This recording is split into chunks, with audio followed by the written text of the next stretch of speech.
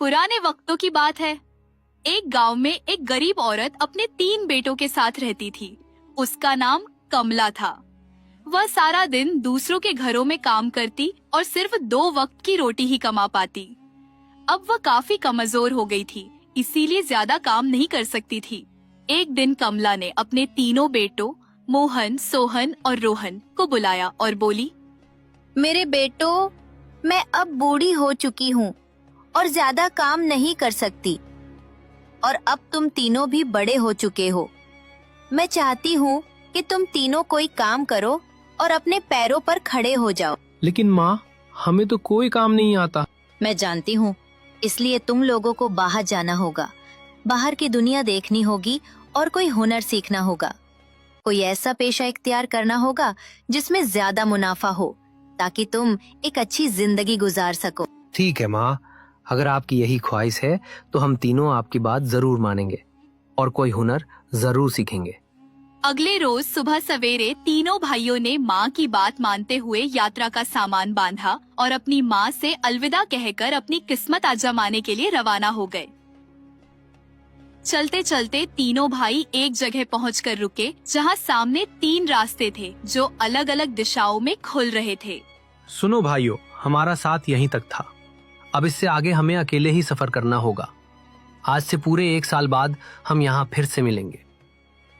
इस तरह तीनों भाई एक दूसरे को अलविदा कहते हुए सामने नजर आने वाले रास्तों में से एक रास्ते पर चल पड़े। मोहन एक जंगल में पहुंचा। चलते चलते सुबह से शाम हो चुकी थी और मोहन काफी थक भी गया था। वह कुछ देर आराम की गरज से एक पेड़ के साथ टेक लगाकर बैठ गया और आंखें बंद कर लीं।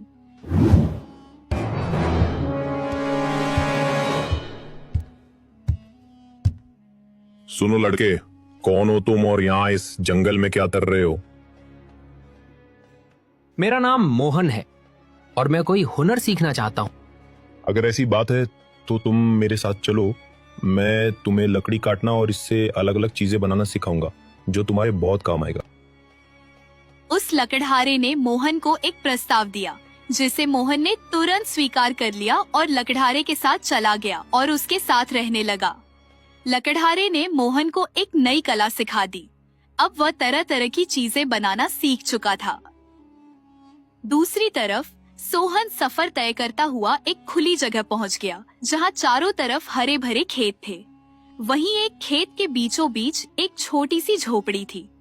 झोपड़ी के सामने ही एक व्यक्ति कुर्सी डाले बैठा था और उसके हाथ में एक बर्तन था जिसमें परिंदों का खाना था, जिसे वह अपने सामने जमीन पर फेंक रहा था। बहुत से परिंदे उसके आसपास दाना चुग रहे थे और एक परिंदा उस इंसान के हाथ पर बैठा था। वह व्यक्ति कुछ कहता, फिर उस परिंदे का मुंह अपने कान के करीब ले जाता। ऐसे लगता जैसे वह परिंदे से बातें कर रहा हो। सोहन दिलचस्पी से उसे देख रहा था। फिर वह उस व्यक्ति के पास गया और पूछा, तुम ये क्या कर रहे हो? मैं इनसे बातें कर रहा हूँ, मुझे इनकी जबान आती है। अच्छा, क्या कह रहा है ये परिंदा? ये परिंदा मुझे कह रहा है कि कुछ देर में यहाँ बारिश होने वाली है। ये तो बहुत दिलचस्प है। क्या तुम मुझे परिंदों की बोली सिखाओगे? अगर तुम सीखना चाहते हो तो जरूर सिखाऊंगा। उस व्यक्ति की बात सुनकर सोहन खुश हुआ। फिर वह व्यक्ति सोहन को अपने घर के अंदर ले गया, क्योंकि हल्की हल्की बूंदाबांदी शुरू हो चुकी थी। इसके बाद सोहन उस व्यक्ति के साथ रहने लगा जिसका नाम दीनू था। दीनू ने सोहन को परिंदों की भाषा समझने और बोलने की कला सिखा दी और 1 साल के अरसे में सोहन इसमें माहिर हो चुका था। सोहन, तुम सीख चुके हो। अब अगर तुम यहाँ से जाना चाहो तो जा सकते हो।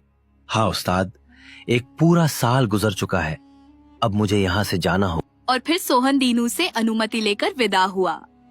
इस दौरान तीसरा भाई रोहन एक शिकारी से मिला था, जिसने रोहन को तीरंदाजी का हुनर सिखाया।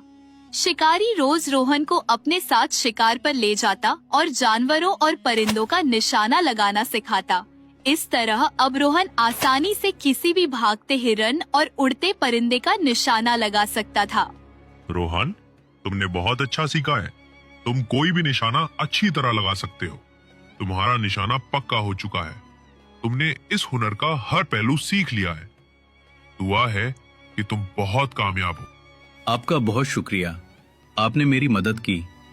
ये सब आपकी ही बदौलत हुआ है कि मैं ये हुनर सीख पाया हूँ।